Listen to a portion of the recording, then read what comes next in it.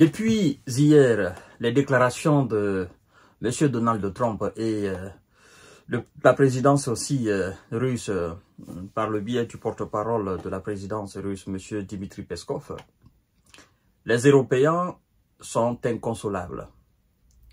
Ils se demandent qu'est-ce qui leur arrive. Mais moi, j'ai une lecture autrement de la situation, du fait que M. Donald Trump ait décidé de s'adresser directement à M. Vladimir Poutine sans même consulter les chancelleries européennes, à savoir la France, la Grande-Bretagne, l'Allemagne, la Belgique, la Hollande et consorts. Alors, vous savez, nous sommes à un tournant majeur de la situation russo-occidentale sur le territoire ukrainien. Mais rappelez-vous du début de la situation. Vous allez comprendre le tout, le pourquoi la Russie a toujours insisté sur le fait que ce sont les États-Unis qui agressent la Russie sur le territoire ukrainien. Rappelez-vous de cela. Et vous allez comprendre le tout aujourd'hui. Alors, la France, l'Allemagne et l'Espagne affirment qu'on ne peut pas discuter de l'avenir de l'Ukraine et de l'Europe sans l'Ukraine et sans l'Europe. Alors, moi j'ai envie de poser une question majeure au ministre des Affaires étrangères de ces pays européens. Ma question est la suivante. Êtes-vous allé en Ukraine aider l'Ukraine de votre propre gré ou avez-vous été obligé par les États-Unis de les suivre dans leur folie guerrière? Je pense que vous avez compris bien ma question. Est-ce que vous, les Européens, vous vous êtes dit, oh, la Russie a lancé une opération spéciale militaire en Ukraine. Nous avons pris la décision, indépendamment, d'accord, des États-Unis d'Amérique, d'aider l'Ukraine militairement, financièrement, sur tous les plans. Ou bien, vous avez été obligé de suivre les États-Unis d'Amérique par les Américains. Si la réponse est la première, d'accord, je peux dire aujourd'hui que l'Amérique se fout de votre gueule. Mais si la réponse est la deuxième, non, c'est l'Amérique qui nous a poussé à aller sur le territoire ukrainien parce que nous sommes alignés et alliés, moi je dirais tout simplement que vous avez qu'à mettre de l'eau dans votre vin.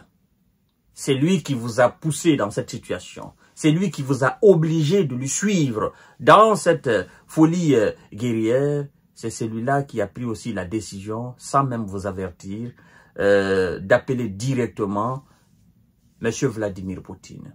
Mesdames et messieurs, voyons voir dans les profondeurs ce que la France, l'Allemagne et l'Espagne disent.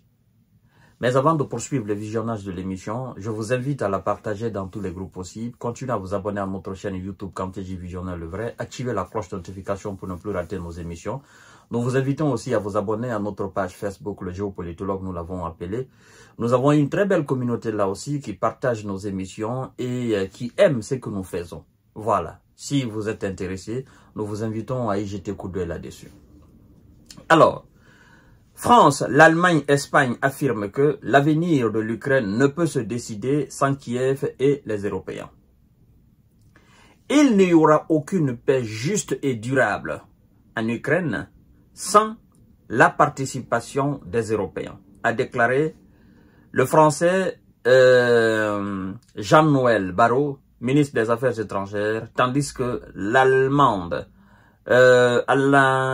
Lena Baerbock et l'Espagnol José Manuel Alvarez Bueno assuraient qu'aucune décision sur l'Ukraine ne pouvait être prise sans l'Ukraine, au moment où M. Donald Trump et Vladimir Poutine sont convenus de négociations immédiates sur l'Ukraine.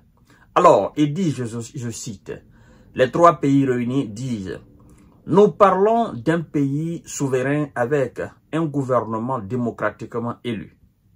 En outre, rien de ce qui touche la sécurité européenne et l'agression russe contre l'Ukraine menace directement la sécurité européenne, ne peut être décidée sans l'Europe, a mis au point le ministre des Affaires étrangères espagnol.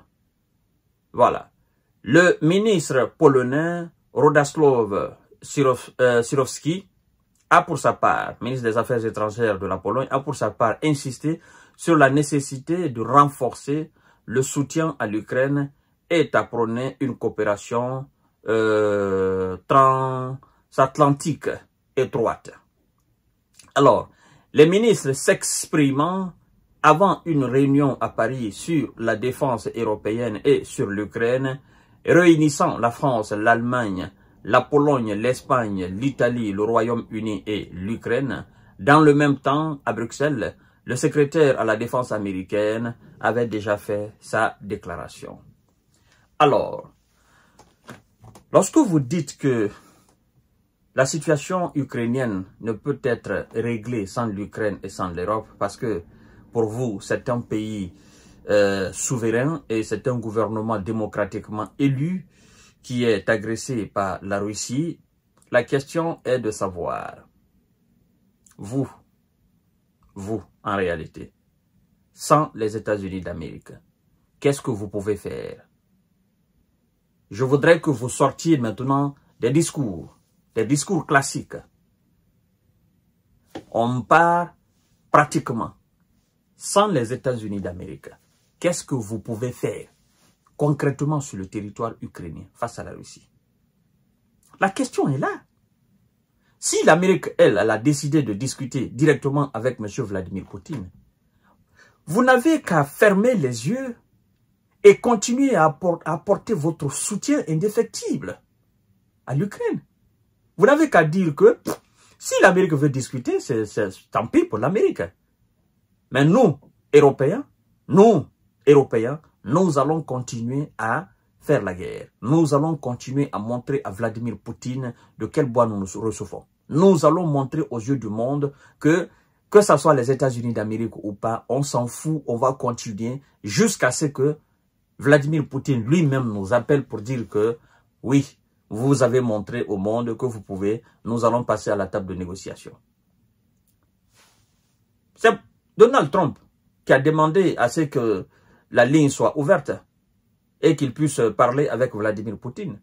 Ça, c'est un allié, dans les conditions normales. C'est comme si Emmanuel Macron venait à décider d'envoyer l'armée française sur le territoire ukrainien, avec les moyens militaires français. Ou c'est comme si l'Allemagne venait à décider de débloquer des sommes faramineuses. Je ne sais pas si vous comprenez. C'est un allié tout seul qui a pris la décision. Vous aussi, vous pouvez prendre votre décision à vous. Et puis nous allons voir, entre la décision américaine ou les décisions américaines et les décisions européennes, quelle sera la bonne et la plus forte? Qui va se montrer vraiment hargneux face à Vladimir Poutine? Nous allons voir. Mais au lieu de cela, vous êtes dans des discours sans queue ni de tête. Bon, le principal concerné, Zelensky, lui-même il dit que sans les États-Unis d'Amérique, l'Europe ne peut absolument rien faire. Il vous a dit il y a juste des jours. Il a dit en disant que en cas d'éventuelle paix sur le territoire ukrainien, la garantie de sécurité sans les États-Unis d'Amérique, c'est une garantie vouée à l'échec. Vous voyez?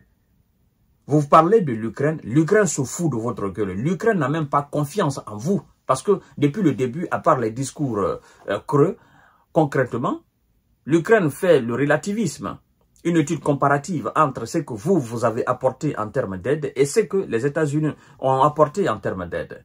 Et concrètement, l'Ukraine voit que, voilà, c'est les États-Unis d'Amérique. Donc, vous n'avez qu'à fermer tout simplement la bouche et laisser votre maître traiter directement avec le maître du Kremlin. C'est aussi simple que ça. Je vous reviens tout à l'heure pour notre série d'informations décortiquage. Merci beaucoup, mesdames et messieurs.